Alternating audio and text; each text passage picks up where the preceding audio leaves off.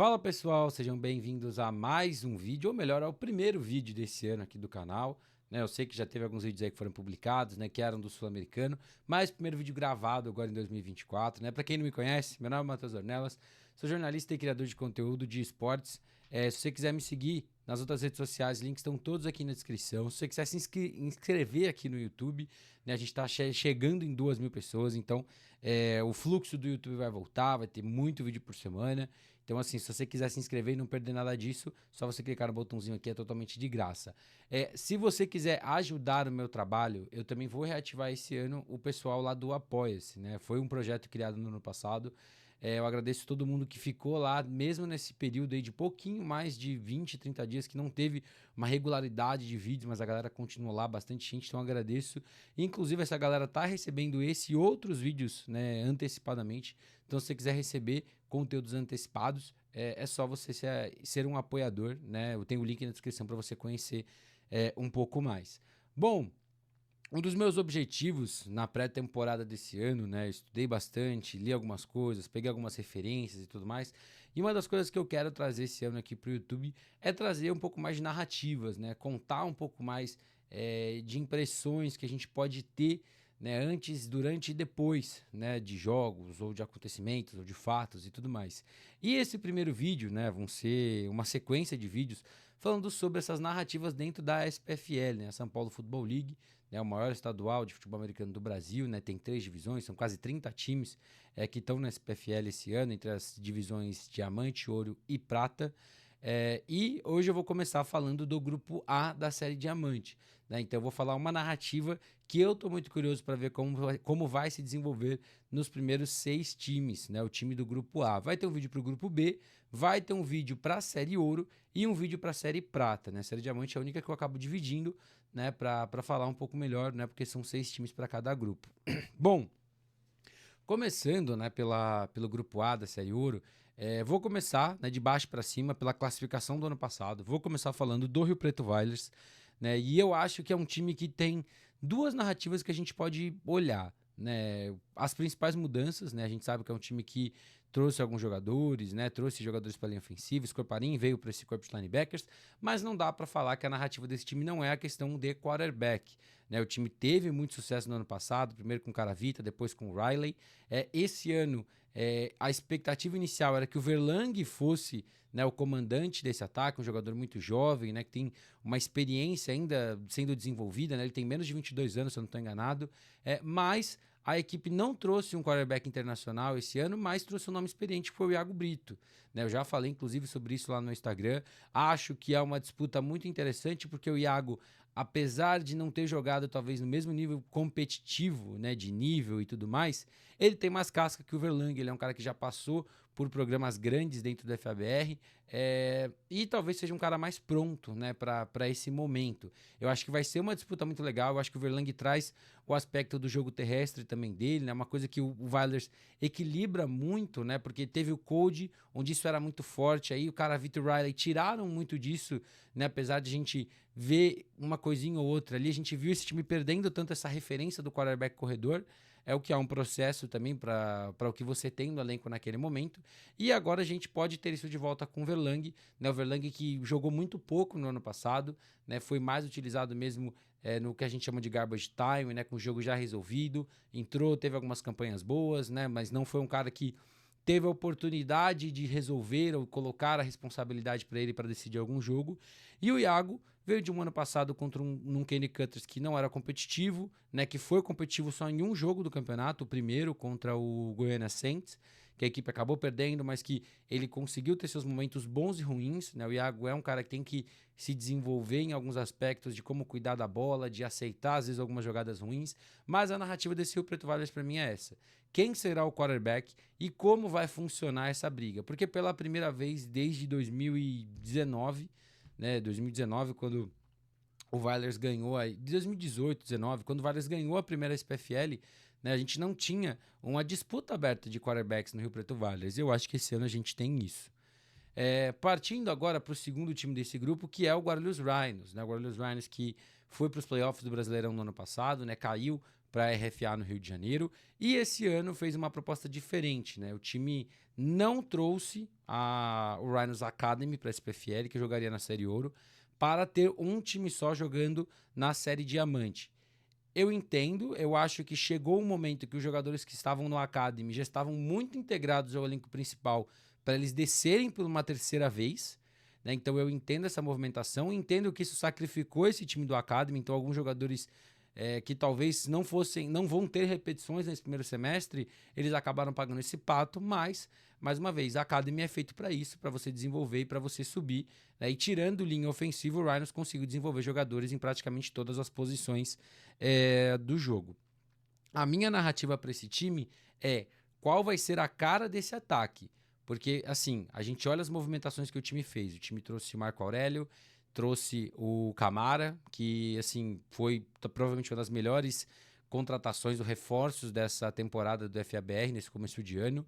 E, assim, ele é receiver, mas foi para a seleção como running back, fala-se muito de como ele vai ser utilizado e tudo mais, então é algo pra gente ficar de olho, mas como vai ser a cara desse ataque, né? Porque agora o ano inteiro o Catulo vai ter jogadores que foram importantes no segundo semestre, né? Como o Aires, a gente tem o Valoto, a gente tem outros jogadores ali que estavam no Academy que vão estar ali, né? O backfield vai estar teoricamente inteiro de novo, a linha ofensiva vai ter vários reforços, então assim, é muito pra gente ver como vai ser essa cara. Vai ser um time que vai manter a sua identidade, vai ser um time que vai tentar algo diferente, vai correr mais com a bola. Não acho que a gente tenha uma briga na posição de quarterback, apesar do Catulo ter tido um ano um pouco mais abaixo do que muita gente esperava, e isso é verdade, apesar de ter números bons, ele teve muitas atuações abaixo do que ele pode jogar.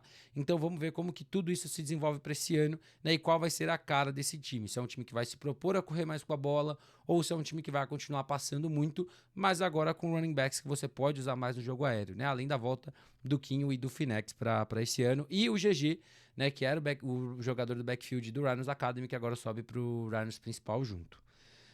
Bom, terceiro time desse grupo A é o Ocelotes. Né? O Ocelotes é um time que foi campeão brasileiro D2, né? Então é um time que, quando decidiu jogar em nível nacional, conseguiu ter um bom desempenho, obviamente, né? O título fala muito por si só, mas foi um time que teve aí vários momentos bons contra times bons e fez uma grande final em casa para garantir esse título do Brasileirão D2.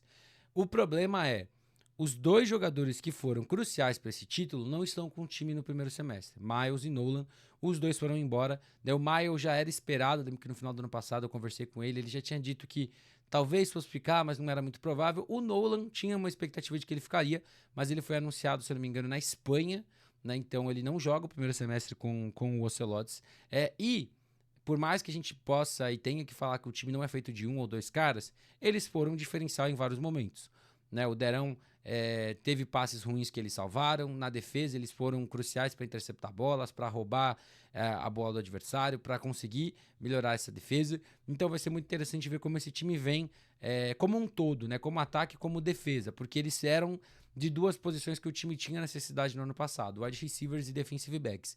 Então, eu acho que é olhar um pouco, ver se o Ocelotes vai trazer mais algum cara, se não vai trazer, se vai com quem veio, como que o desenvolvimento dos jogadores se deu também com os americanos. A gente nunca sabe como esses jogadores realmente ajudam, né, fora do campo, por assim dizer. Então, é uma coisa para se observar o quanto o Ocelotes muda sem os gringos e o quanto esse time vai decair, né? O quanto o time era dependente do que esses dois caras podiam fazer diferente de uma jogada planejada.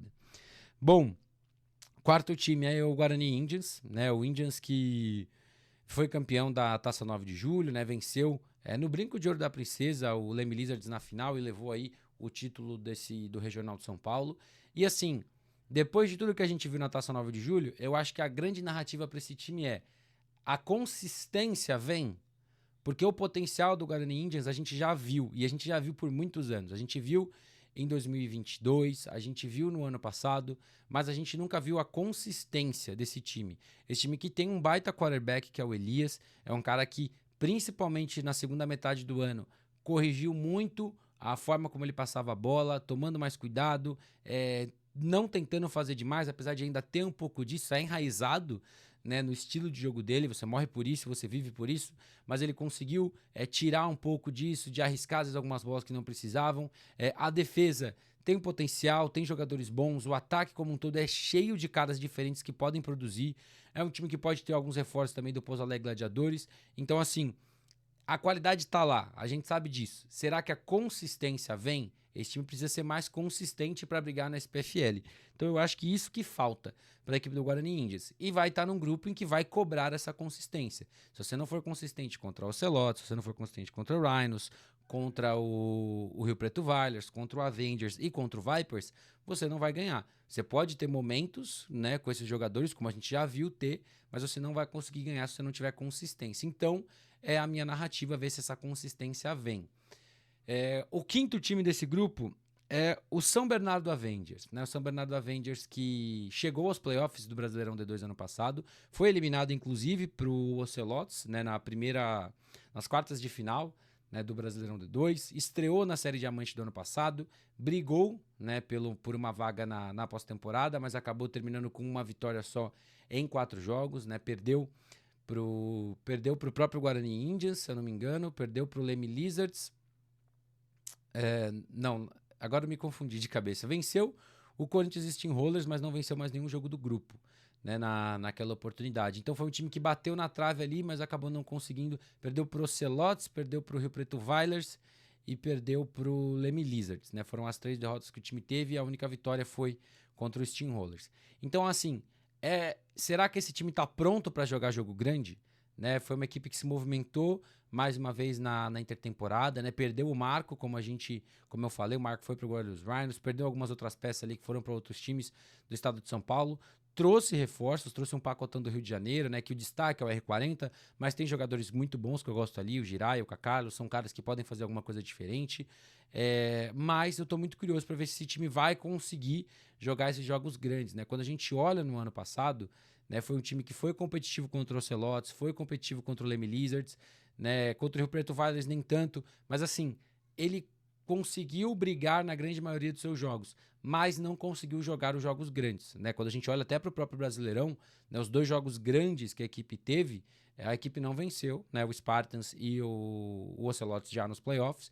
Então é um time que precisa aprender a jogar os jogos grandes, né? Um time que já se mostrou que está acima dos médios para baixo, mas ainda não consegue estar no mesmo degrau dos times grandes da SPFL. Então eu acho que essa é a narrativa desse São Bernardo Avengers, se esse time consegue jogar esses jogos de mais alto nível.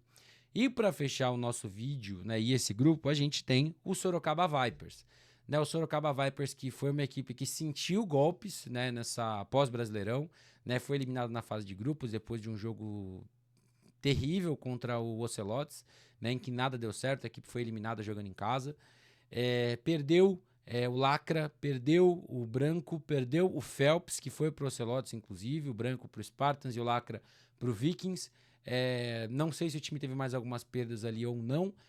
Perdeu no ano passado também o jogador de linha ofensiva, o Richard. Então, assim, é um time que a gente ainda tem que ver como vem para essa temporada, né? Tem uma base muito sólida, vai ter a volta do Gustavo e esse é o meu ponto da narrativa, né? Como o Gustavo opera esse ataque, né? Assim, o Gustavo é um jogador que eu gosto muito, né? A gente jogou junto quando jogávamos os dois pelo São Paulo Storm. O Gustavo, infelizmente, teve algumas lesões, né? Inclusive antes do Brasileirão, ele sofreu uma lesão que tirou ele praticamente do campeonato, praticamente não, tirou ele do campeonato inteiro. Então, vai ser interessante ver como esse time vai utilizar ele, como vai usar o seu jogo terrestre, né? O time já tinha uma unidade muito sólida, tinha conseguido o jogador explosivo para esse corpo, né, de backfield e perdeu esse cara. Então vamos ver se o time traz alguém, se alguém se destaca ali, de repente aparece, né? O time tem o Fred, tem o Tyson, que são 2 caras ali que fazem um trabalho muito bom, um trabalho muito de ganhar as 3, 4 jardinhas, mas nenhum deles é um cara muito de explosão para ganhar 20, 30 numa jogada.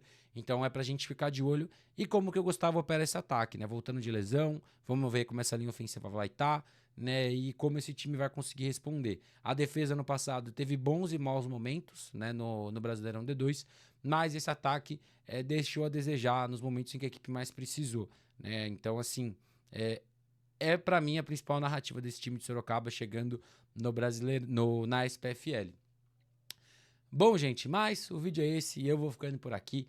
Mais uma vez, se você ainda não está inscrito, eu vou pedir para você se inscrever aqui no canal, deixa o seu like, deixa seu comentário, compartilha esse conteúdo, né? O primeiro conteúdo gravado dessa temporada 2024. Se você quiser me seguir nas outras redes sociais, os links estão todos aqui na descrição. E se você quiser receber esse e outros conteúdos de forma antecipada, é só você entrar e conhecer lá o meu Apoia-se, né? Onde a partir de R$1 por mês você pode conseguir esses conteúdos de forma antecipada para você. Beleza? Tamo junto e até a próxima!